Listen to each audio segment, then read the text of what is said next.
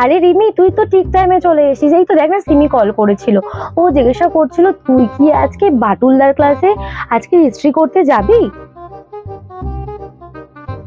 পড়াশোনা পড়াশোনা আর করে কি হবে? আসল শিক্ষা তো আমরা নিজেদের জীবন থেকেই পাবো। নিজেদেরকে ঠকে ঠকে শিখতে হবে।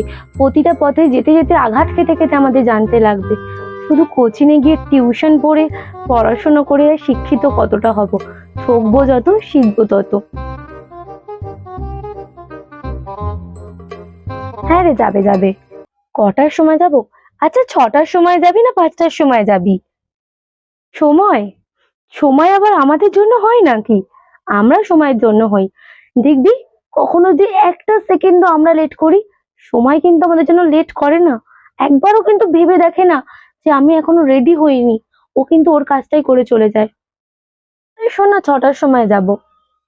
কি কালারের ড্রেস পরে যাব? আচ্ছা রিমি, কি কালারের ড্রেস পরে যাবি? রং? জামা কাপড়ের রং তো শুধু একটা কাপড়, একটা রং। আসল রং তো আমাদের হৃদয়। আসল রং তোমাদের মনে আছে। সেই রংটা কি করে মানুষ বদলাতে পারে? কেউ বদলাতে পারবে না সেই রং। শোন না সিমি, একটু তুই ফোনটা ধর। আমি একটু কথা বলছি তোর সাথে, একটু 2 মিনিট ধর। শোন, তোকে যেটা জিজ্ঞাসা করছি সেটা ভালো করে সোজাসুজি ভাবে উত্তর দিবি। এরকম ঘুরিয়ে পেঁচিয়ে কবি কবি ভাব দেখাবি না। না হলে না মারবো এক চড়, না এখন দাঁত ফেলে দেবো, কানের নিচে দেবো একবারে। খালি অসভ্যতাম কথাবার্তা।